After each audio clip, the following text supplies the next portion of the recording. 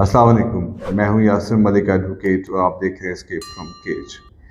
एक तहरीर मेरी नज़र से गुजरी जिसमें एक ऐसा पाकिस्तानी जिसने पाकिस्तान को मार्ज़ वजूद में आते देखा और आज बिस्तर मर्ग पे पड़ा है, वो किस तरह से अपने आप से मुकालमा करता है और क्यों करता।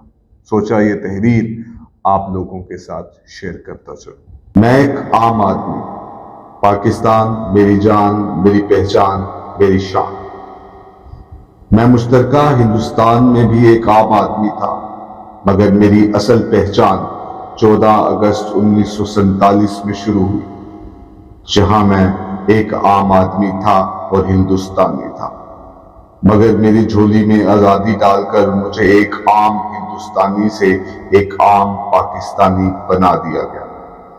ये नहीं कि मैंने इस आज़ादी को हासिल करने के लिए कुछ नहीं किया, मैंने इस आज़ादी के लिए कई एक कुर्बानियां दी, अपनों को अपनी आंखों के सामने कटते मरते भी देखा, भूख भी काटी, मुसीबतें सोबतें भी उठाई, क्योंकि उस वक्त मेरी आंखों ने आज़ाद मुस्तकबिल की एक शानदार तस्वीर देखी थी। मुझे बताया गया था कि आज़ादी के बाद मेरी जान, माल, इज्जत सब कुछ महफूज हो जाएगा और तमाम हिंदुस्तान के मुसलमान एक उम्मते मुसलिमा के तौर पर एक देश में रहेंगे, हर तरफ चैन ही चैन होगा। आम पाकिस्तानी बनने के बाद मेरी खुशी दीद नहीं थी, मैं खुशी से फूला ना समाता था।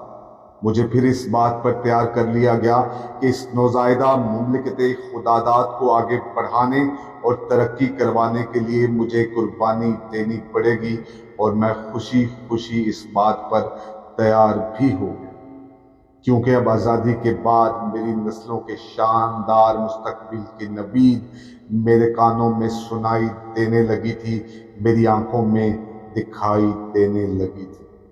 सोता था तो ख्वाबों में एक शानदार मुस्तकबिल दिखाई देता था, जागते हुए ताबनाक मुस्तकबिल नजर आता था, और मैंने कुर्बानी देने का असूली फैसला कर लिया, क्योंकि ये मेरा मुल्क था और अब मैं आज़ाद था। मुझे ही तो कुर्बानी देनी थी, अब तो कुर्बानी अपने मुल्क के लिए देनी थी, और मुस्तकबिल मेरा संवरेगा, मेरी नस्लों का संवरेगा। फिर आज़ादी का सफ़र शुरू हुआ। हर तकलीफ, हर मुसीबत, हर कुर्बानी मैंने बड़ी जाफिशानी के साथ दी। जब भी इक़्तिदार के ऐवानों से कुर्बानी का नारा बुलंद हुआ तो मैंने हर एक नारे और हर एक बात पर लब्बैक कहा।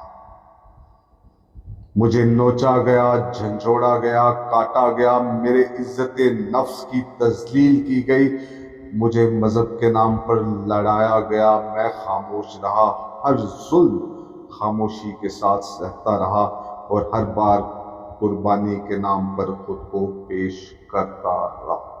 मुझे आज़ादी का एक नशा था, और नशा में अपने आज आने वाली नस्लों के बेहतरीन मुस्तकबिल के ख्वाब बुनता था।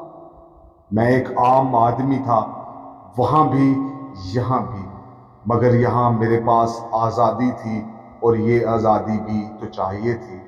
अब तो कोई गोरी चमड़े वाला बाबू मेरी तज़लील नहीं कर सकता, मगर उनकी जगह अब अपनी ही जैसी चमड़ी वाले पढ़े लिखे बाबुओं ने ले ली थी। मगर मैं सोचकर अपनी ढारस बंधाता रहा था, चलो अपने ही तो हैं, मेरे लिए अगली नस्लों का मुस्तकबिल तो ताबनाक हो। मैं इन तमाम ज़्यादतियों को नज़रअंदाज करता रहा, ज़्यादा मेहनत से काम करता रहा। मेरे बदन में ताकत ना जाने कहाँ से आ जाती थी जब मैं अपनी आज़ादी के बारे में सोचता था और अपनी नस्लों के मुस्तकबिल के बारे में सोचता था और ख्वाब बुनता था। मैंने मेरे अजीज़ हमवतनों भी सुना है, मैंने सब नारे भी सुने हैं। मैंने बानिए पाकिस्तान की बहन को मादरे वतन कहा जाने लगा, और उसको बाद में गद्दार होते हुए भी देखा है। मैंने पाकिस्तान को टूटते हुए भी देखा है, मैंने फिर से वो खून बहता हुआ देखा, मगर मैं एक आदमी का फर्ज निभाता रहा और खामोश रहा। मेरे नज़दीक आज़ादी की कीमत भी थी जो मैं चुका रहा था, اس کے باوجود میں نے کسی سے شکایت کی ہے اور نہ ہی اپنے خواب چھوڑے۔ میں نے روٹی کپڑے مکان کا نعرہ بھی سنا، میں نے مارشاء اللہ کا دور بھی سہا، میں نے مذہب کے نام پر صدارت کے مزے لوٹتے لوگ بھی دیکھے، میں نے مذہب کے ٹھیکیداروں کو علم کے نام پر جہالت بانٹتے ہوئے بھی دیکھا، مگر میں ایک عام آدمی تھا، خاموش رہا اور اپنی آنے والی نسلوں کی بہتری کے لیے پرعزم اور پر امید رہا۔ جب بھی میں کسی سرکاری دفتر میں داخل ہوا، وہاں روز میری تذلیل کی گئی، ہر جگہ میرے صبر کا امتحان لیا۔ کبھی کسی سڑک کے نام پر میں خوش ہوا، کبھی کسی عجوبے کو دیکھ کر، مگر میری بے بسی، میری عزت نفس کی ہر جگہ تذلیل ہوتی رہی۔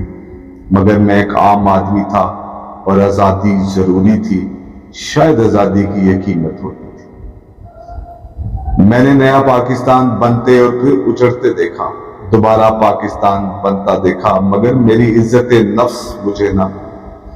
میں نے قانون کی دھجیاں اڑتی دیکھی، میں نے چوکیداروں کو گھر کے لوگوں پر بندوقیں تانی دیکھی، میں نے منصفوں کو بے بس اور لاچار دیکھا، مگر میں ایک آدمی تھا اور عام آدمی کا فرض خاموشی سے نبھاتا رہا اور خاموش رہا۔ آج شاید میری زندگی زیادہ باقی نہ رہی، میں بستر مرگ پر اپنی بے شعور نسلوں کو دیکھتا ہوں، جن نسلوں کی ترقی اور کامیابی کے لیے میں نے ہر تذلیل برداشت کی، ہر ایک مصیبت جھیلی۔ وہ نسلیں بغیر شعور اور بغیر کسی مقصد کے اس آزادی سے نالان نظر آنے لگے، مگر میں سوچتا ہوں الزام کس کو دوں؟